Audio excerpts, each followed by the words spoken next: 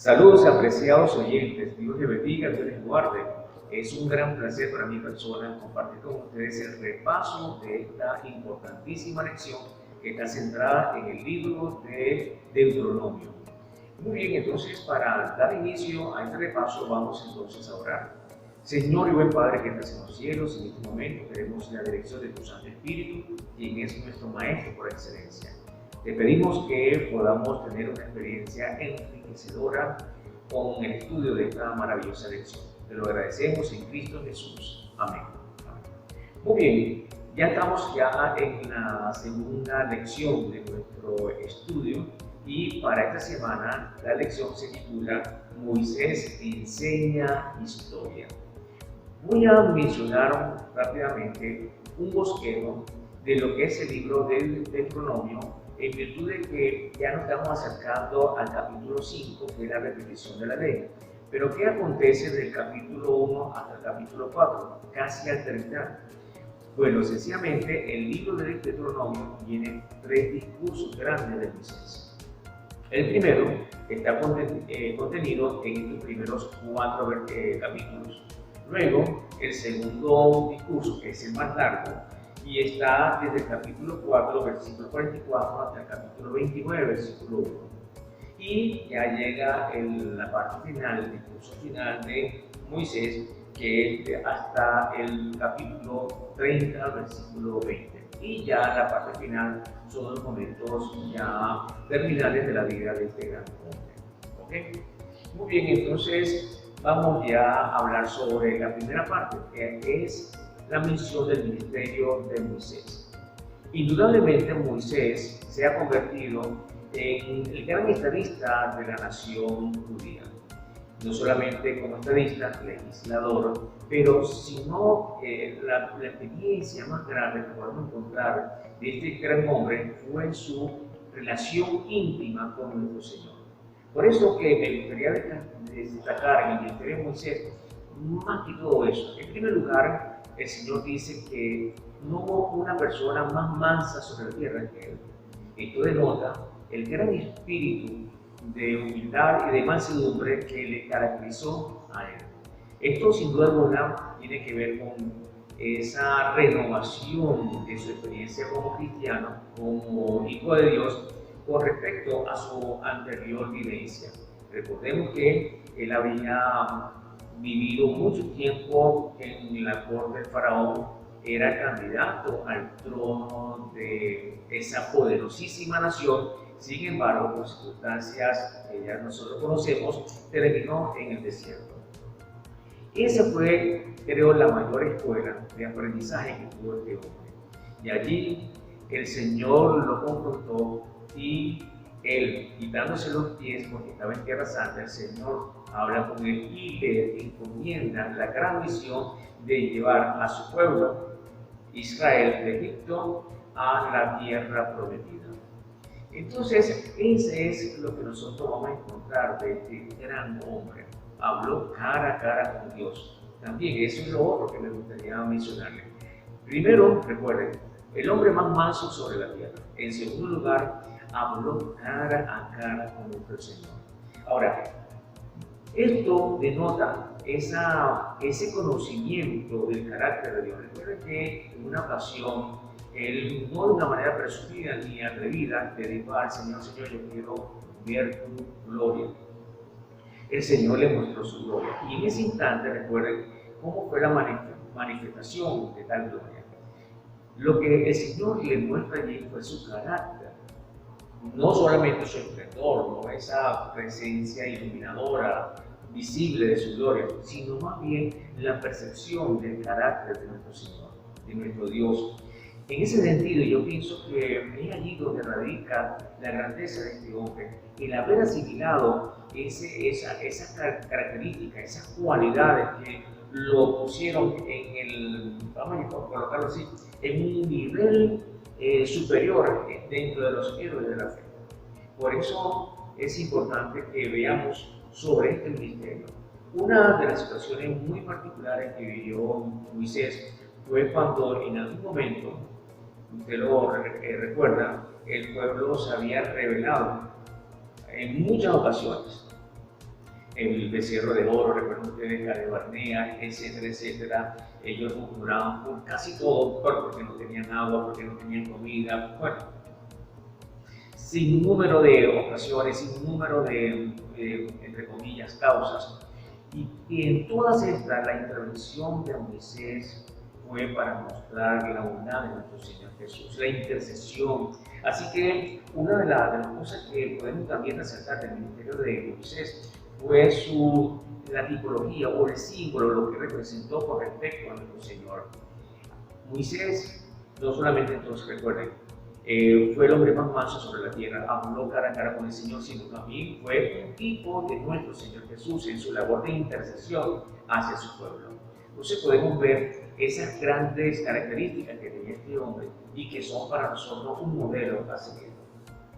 También es interesante que en esta primera parte del discurso de Moisés, ya les mencioné en los primeros 4 versículos, está algo interesante porque en esta primera parte, en este primer discurso, entre las cosas que se menciona y básicamente el tema principal es la intervención o la presencia de Dios durante ese tiempo de peregrinaje, pero no solamente es la presencia o la actividad de Dios, sino también la experiencia del pueblo de Israel.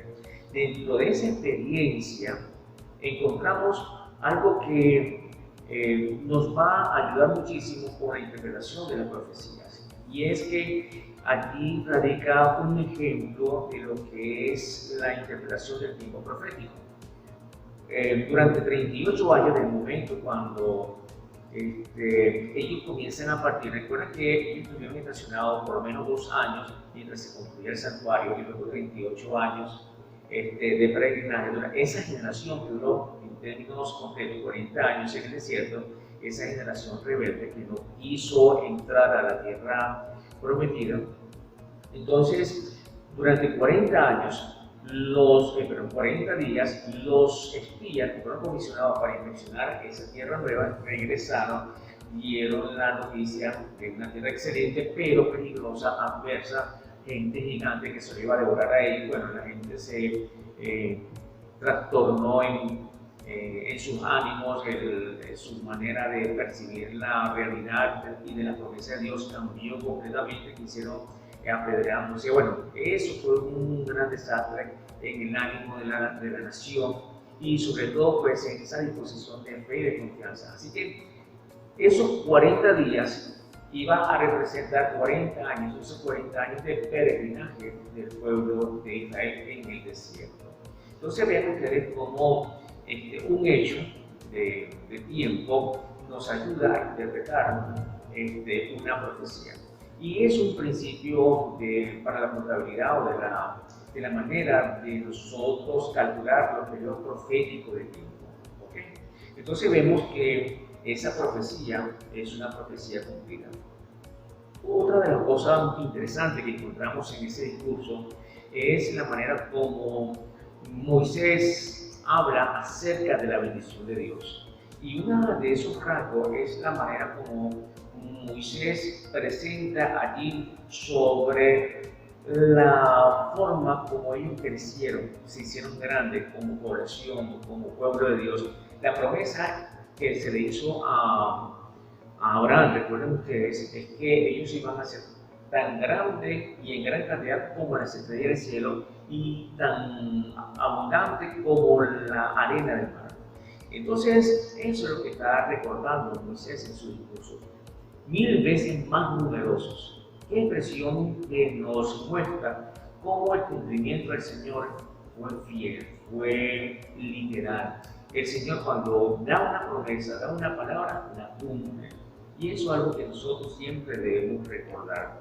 Entonces, vemos otra partecita que ya mencioné de una manera ligera. Me refiero a ese momento cuando la gente regresó de inspeccionar a la tierra buena, la tierra que fluía leche y miel, y la manera como estos emisarios, estos espías, comenzaron a comentar o a expresar sus impresiones y cómo fue la respuesta que recibió del pueblo de Israel en aquel entonces.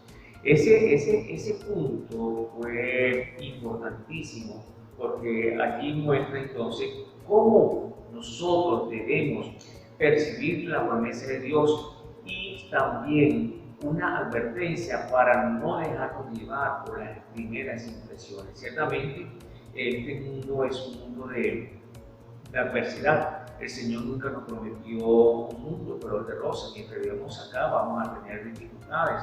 Pero el Señor nos dice que con Él tenemos una victoria. Esto no lo entendió el pueblo de Barnea.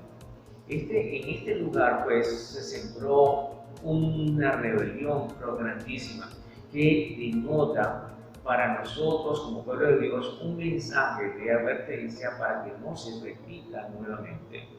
¿Por qué? Porque sinceramente nosotros estamos ya a los albores de la eternidad y por supuesto nosotros sabemos que dentro de nuestra propia iglesia, por nuestra iglesia también, pero vamos a hablar de nuestro entorno íntimo, van a surgir personas con diferentes mensajes, antagónicos, adversos, contradictorios, confusos, y algunos pueden dejarse llevar o lastrarse por esos mensajes que son infundados.